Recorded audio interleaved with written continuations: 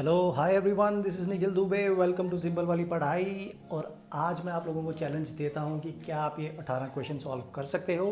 तो जल्दी से शुरू करते हैं आज का सेशन। सबसे पहले क्वेश्चन की बात की जाए तो the most abundant metal earth crust में कौन सा है। तो ऑप्शंस आपके सामने हैं, आपको बताना है कि सही ऑप्शन क्या है। तो इसका जो सही आंसर है दैट इज़ एल्युमिनियम। तो सिंपल सा आपको एक ऑर्डर याद रखना है, OSAIC, यानी कि ऑक्सीजन, सिलिकॉन, एल्युमिनियम, आयरन और कैल्शियम। ये जो ऑर्डर है ये डिक्रीजिंग ऑर्डर में है, तो OSAIC। नेक्स्ट क्वेश्चन ये है कि एटॉमिक मास यूनिट की वैल्यू कितनी होती है एक एटॉमिक मास यूनिट की। ऑप्शंस आपके सामने, आपको सही आंसर बताना है। So the correct answer is 1.66 into 10⁻⁻24 grams. Next question is 1 carbon credit किसके बराबर होता है। ऑप्शंस आपके सामने है, तो इसका जो करेक्ट आंसर है that is 1000 gram of 1000 kilograms of CO2।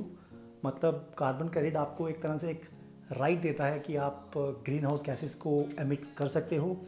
अगर आपने अपने टारगेट को ब्रीच कर दिया है, आप किसी दूसरी कंपनी से कार्बन क्रेडिट परचेज कर सकते हो जिसने अपने टारगेट से कम ग्रीन हाउस गैसेस एमिट की हैं। तो नेक्स्ट क्वेश्चन देखते हैं। नेक्स्ट क्वेश्चन है कि milk is a poor source of. Options आपके सामने, आपको सही आंसर बताना है। Again the answer is vitamin C। Next question is जब आप सॉलिड को हीट करते हो तो वो डायरेक्टली गैस में कन्वर्ट हो जाता है। इस प्रोसेस को क्या कहा जाता है। ऑप्शंस हैं कंडेंसेशन, इवेपोरेशन, सब्लिमेशन या डिफ्यूजन। तो इसका जो सही आंसर है दैट इज़ सब्लिमेशन। सब्लिमेशन में जो सॉलिड होता है वो डायरेक्टली गैस में कन्वर्ट हो जाता है। इसकी जो बेस्ट एग्जांपल है दैट इज़ ड्राई आइस। और आपने ये भी देखा होगा कि वॉशरूम्स, बाथरूम्स में कुछ छोटी सी मतलब वो बॉल्स रखी जाती हैं और जो फ्रेगरेंस के लिए, तो स्लोली एंड ग्रेजुअली आपने देखा होगा कि कुछ टाइम के बाद वो बिल्कुल ही मतलब ख़त्म सी हो जाती है। मतलब जो सॉलिड होता है वो स्लोली एंड ग्रेजुअली मतलब गैस में कन्वर्ट हो जाता है। अब नेक्स्ट क्वेश्चन की बात करूं तो इसमें से कौन सी केमिकल चेंज नहीं है। Ripening of fruits, curdling of milk, freezing of water and digestion of food. तो इसका जो सही आंसर है that is freezing of water. Freezing of water chemical change नहीं है, क्योंकि केमिकल चेंज में हमेशा एक न्यू सबस्टांस बनता है। तो next question is maximum number of states of matters कितनी है, 3, 4, 5 या 6। तो इसका आंसर है 5।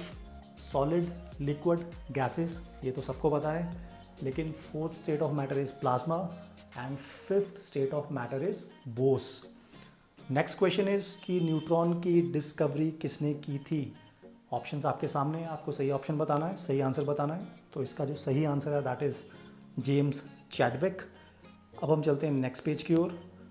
मास ऑफ इलेक्ट्रॉन कितना होता है, आपके सामने ऑप्शंस हैं, आपको सही ऑप्शन बताना है। तो इसका जो सही आंसर है that is 9.1 into 10⁻⁻28 grams.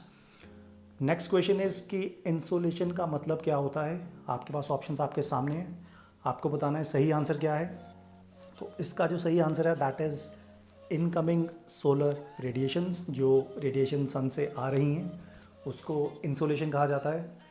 Next question ये है कि ट्रिटियम किसका आइसोटोप है। ऑक्सीजन का, हाइड्रोजन का, सिलिकॉन का या हीलियम का। तो इसका जो करेक्ट आंसर है दैट इज़ हाइड्रोजन। हाइड्रोजन के 3 आइसोटोप्स होते हैं, दैट इज़ प्रोटियम, ड्यूटेरियम और ट्रिटियम। तो tritium is an isotope of hydrogen. Next question ये है कि atoms having same number of protons but different number of neutrons, उनको क्या कहा जाता है। तो इसका जो आंसर है that is isotopes. Next question is electromagnetic radiation with maximum wavelength कौन सी है। अल्ट्रावायलेट, एक्सरेज, रेडियो वेव्स या इंफ्रारेड। तो इसका करेक्ट आंसर है एक्सरेज। आपने देखा होगा जब भी कोई स्पेस मिशन भेजा जाता है या फिर कोई रोवर हम दूसरे प्लैनेट पे भेजते हैं, जो मीडियम ऑफ कम्युनिकेशन होता है वो हमेशा रेडियो वेव्स होता है, क्योंकि ये वैक्यूम में भी ट्रैवल कर सकती हैं और इनकी जो वेवलेंथ है वो मैक्सिमम होती है। तो नेक्स्ट क्वेश्चन हम देखते हैं। नेक्स्ट क्वेश्चन में आपको बताना है कि जो मैंने जो एलिमेंट्स यहाँ पे लिखे हैं ये किसकी एग्जांपल हैं। आपके पास 4 ऑप्शंस हैं। एलिमेंट्स हैं एर्गॉन, पोटाशियम एंड कैल्शियम। आप देख सकते हो कि सबका एटॉमिक नंबर डिफरेंट है, दैट इज़ 18, 19 एंड 20, लेकिन जो मास नंबर है वो सबका सेम है। So this is the example of isobars.